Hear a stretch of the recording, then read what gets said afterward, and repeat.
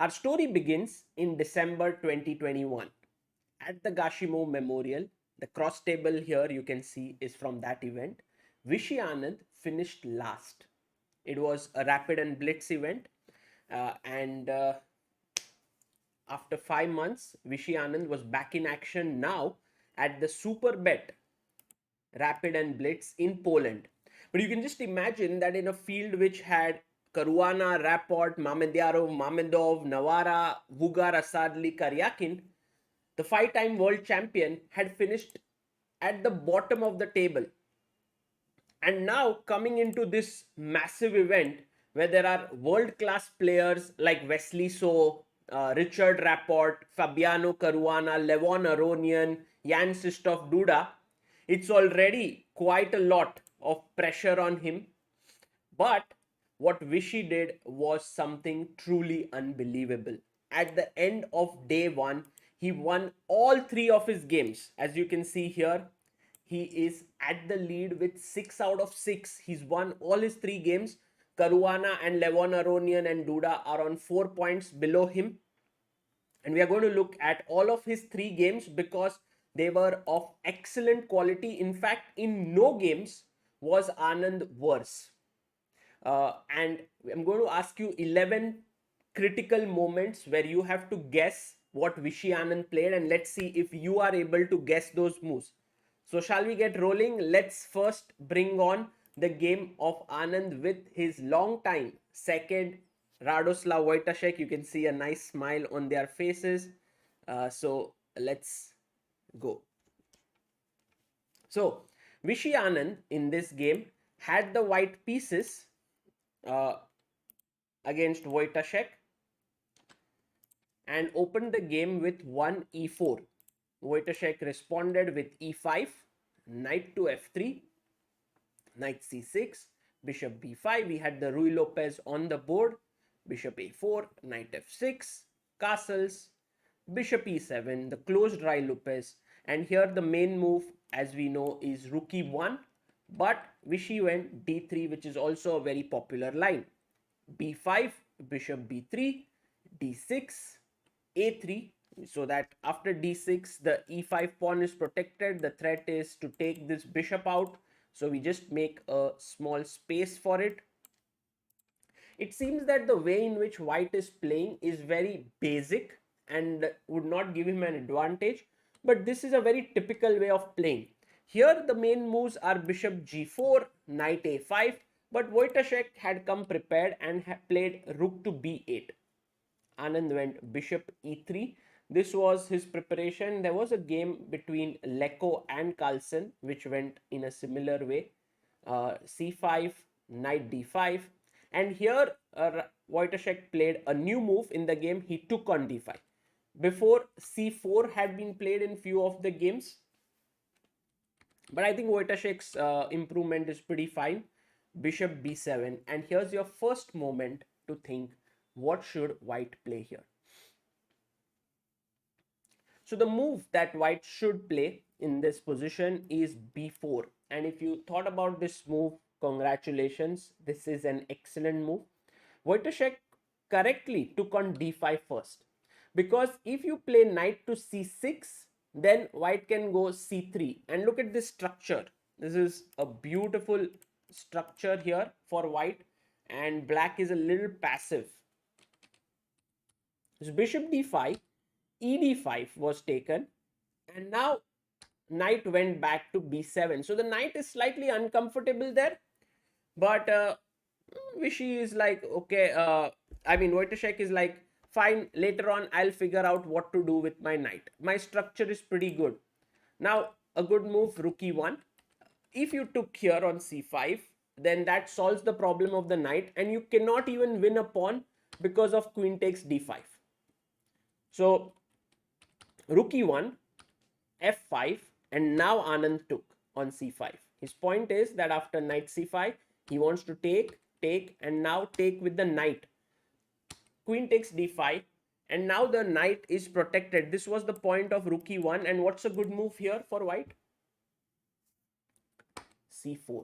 c4 is an excellent move because if you were to take, my knight can sit here, this becomes weak, this becomes weak. You know, there are weaknesses in black's camp, and white is better here. So he took here with the pawn.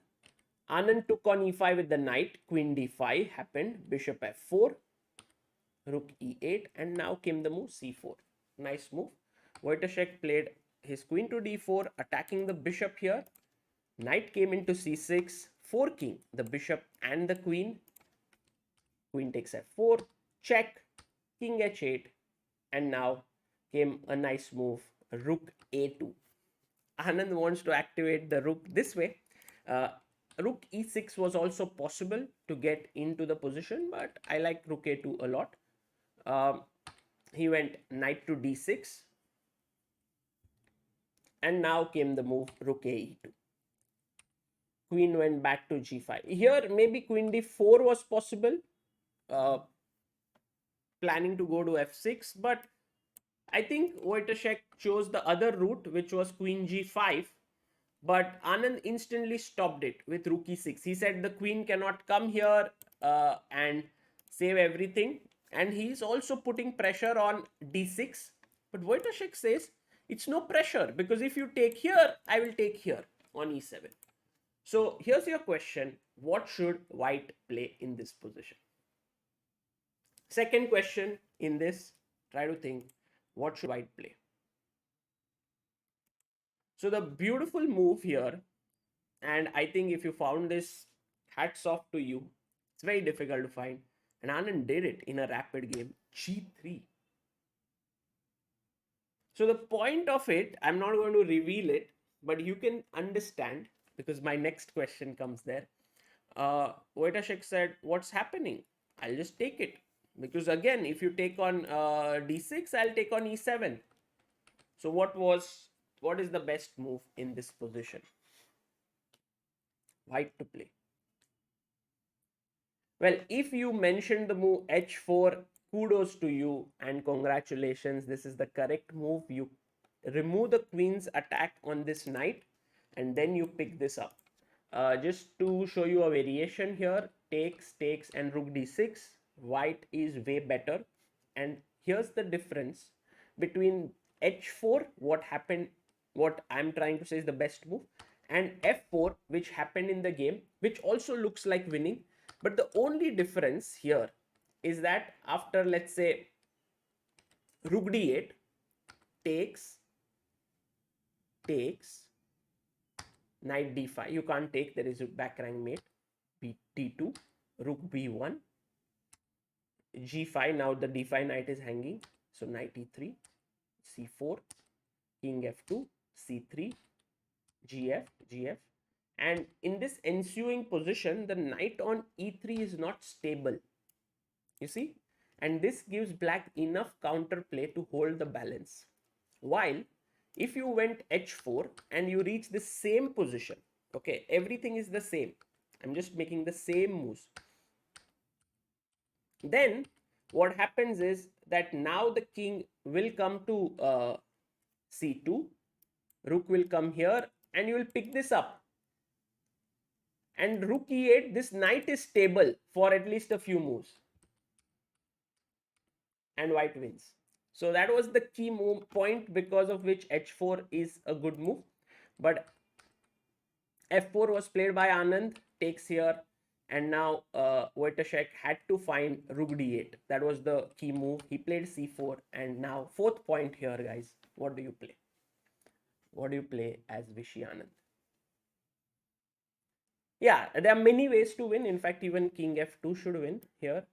But a very nice move played by Anand is rook d4, because now both the pawns are stopped. You're also planning to take here, g6, king f2, knight is moved away, rook takes pawn, and in this position, Wojtaszek resigned. He is a piece down, and Anand is totally winning.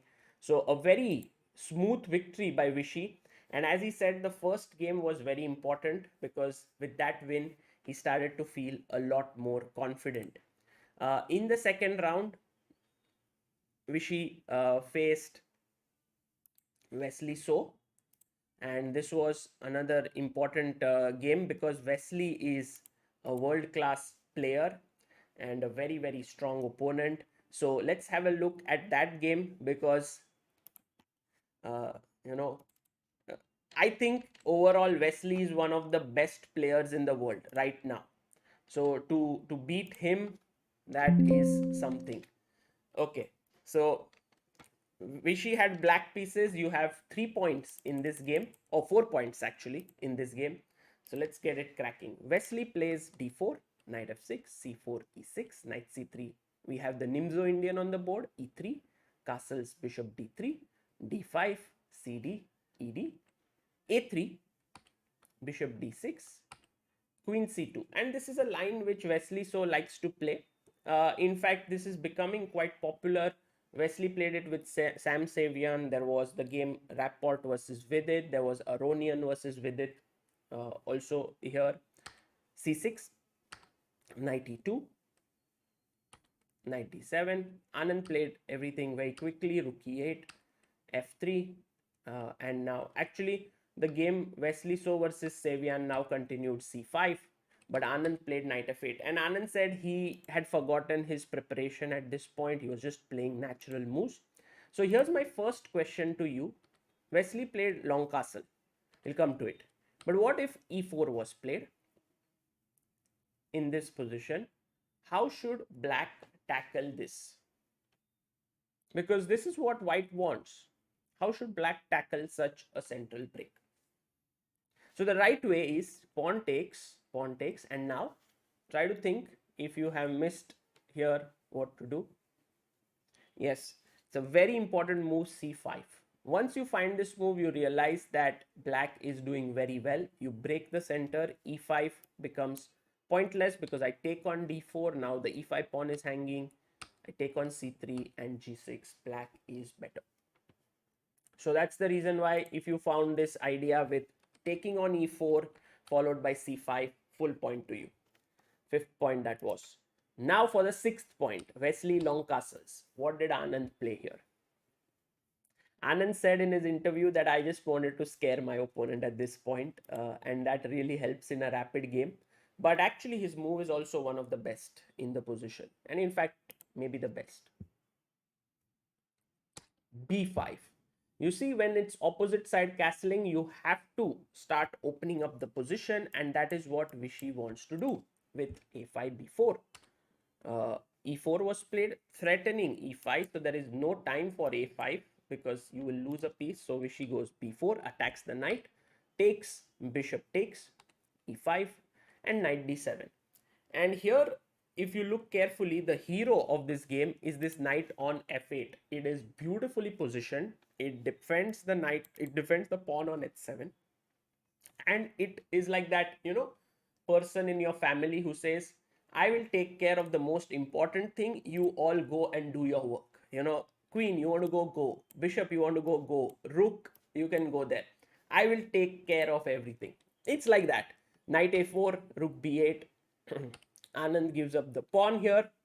And maybe a better way to continue was knight b6, bishop b4, bishop d7, and then taking here, and this would be a very strong attack for black. But Vishy went bishop d2, rook d2, and bishop b7. Not the best way to continue because now white suddenly starts getting slightly better. But the main point here to note is that it's very difficult for white to play because his king is exposed. And with little time, even though white is doing well, he's a pawn up and he has to solidify. Like let's say here, if he goes rook c2, takes, queen a5, b3, he would be doing very well. Slowly he can, play rook c3. He can slowly get his position. Once it is solidified, he can start rolling. That's why in a classical game, playing this way as black might backfire. But in a rapid game, when you have the clock ticking, Wesley goes wrong and plays bishop c2. So your move in this position, what should black play? The move was bishop e2. Well done. If you found this was your 7th point. If you have found this, excellent job. One of the reasons is to, remove that knight so that later on the knight doesn't come here, and these two knights will kind of solidify white's position on the queen side. So Anand gets rid of it. Sometimes Anand's decisions are so clear, he's just able to feel it, that that piece has to go. Queen a5, and now you can see that the three major pieces are attacking full on in the position, while the knight on f8 still doing his job, and Wesley is like, I need some counter play. I have this battery here, but it's useless because of this one knight. So he goes e6, but after f e6, rook e1, rook to c6, knight to c3. b3 was possible, perhaps better, but knight c3, and now Vishy takes here. He's broken through to the queen side. And now for your final point, what should black play here? Actually, the move was so good by Anand that it resulted in resignation by Wesley. So knight a6, excellent job if you found this, because now after g3, let's say just a move, knight b4 and queen b2, it's over. Anand is winning. C2 or C3 will fall, and it's all over. So this was a great game to beat one of the top players in the world with black. It shows what a great champion Vishy still is. And then came the third game of the day, and the third game of the day was against Anton Korobov. And Korobov had the black pieces here. Korobov is a very strong Ukrainian grandmaster. By the way, you can see Vishy very calm and cool over there. And let's have a look at this one, because Korobov likes to play the French defense, and whenever I think he faces Vishy, he plays the French. He believes in that opening, and Anand is more often than not able to get very good positions against the French. I think Vishy just understands that the space advantage is very important, and that's why he today went for the advanced variation in the French. c5, c3, knight c6, knight f3, bishop d7, bishop e2.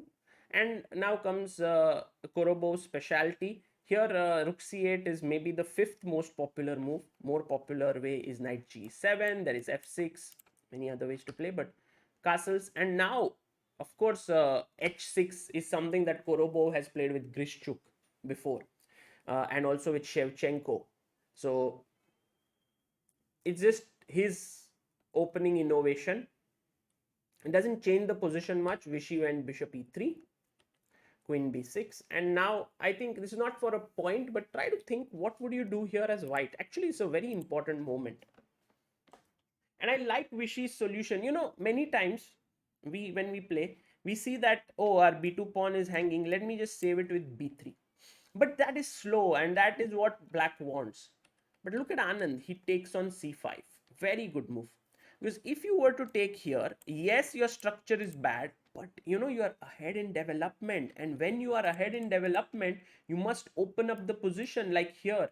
Rook b1, c4, it's quite dangerous.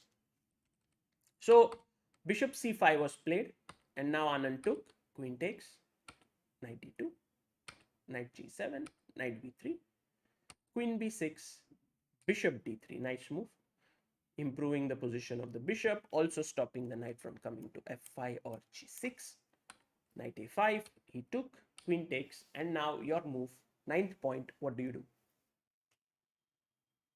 It's a prophylactic move, very nice move. So if black were given an opportunity to play here something, let's say for example, I make a move h3, then black would jump at the opportunity to exchange these bishops with bishop b5, because this is a powerful bishop. This is not so important, not so good bishop. So also, if you had found the move rook e1, you would get points, because bishop b5, you can then try to preserve the bishop. Now no longer the rook is hanging. But the best move here is a4, stopping it. You get full points for that. Castles, rook e1, queen b6, queen d2, a6, h4. We look at how Vishy slowly starts to grind on both sides. Rook c7, a5, queen c5, rook e3, the rook swings up, maybe the knight will jump here, the rook will go here, queen is already looking that side, bishop would also join in, knight f5, take on f5, pawn takes, and knight d4. So white has a very nice risk-free advantage, queen e7, g3, h5, queen e2, attacking h5, so g6 is played, and now for your 10th point, what should white do here? Yeah, it seems like the moment is ripe and you must break through. e6, well done if you found this move, because after fe6, knight e6, the king is very exposed here. g6 is a weakness. f4 was played by Korobov, trying to fight back. gf4, Vishy says, okay, I know my king side is ruined, but how can you even attack me? F takes e6, and now a very nice move, rook g3. Knight e6 was also possible and would have led to a clear advantage here with rook a4 that needs to be found so that you defend this pawn. But I think rook g3 makes a lot of sense. g6 is weak.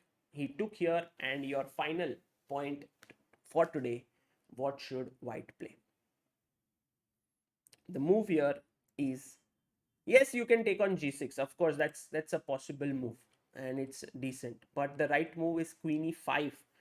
You see, lose piece, and now with rook g6, you can even mate him on g7. So it's a very good move here. And here, I think Korobov resigned.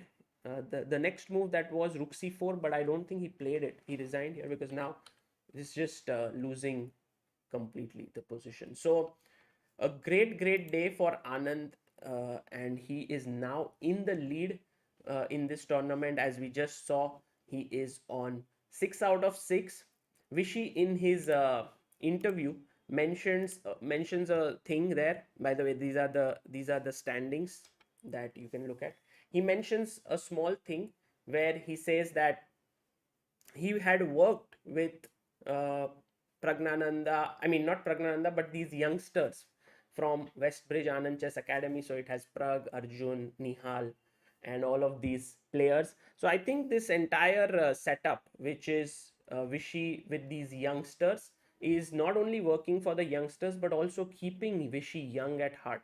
Young, trying to practice with him, and that is being seen in his games. Of course, there are still 6 more rounds to go. Today there will be 3 more rounds, and we'll see how Vishy does. But already the start is something tremendous. I will be following these games, and I hope you enjoyed them. Let me know in the comments how many points you scored out of 11, and what are your thoughts on Vishy's phenomenal performance. This is Sagar Shah signing off. Bye bye.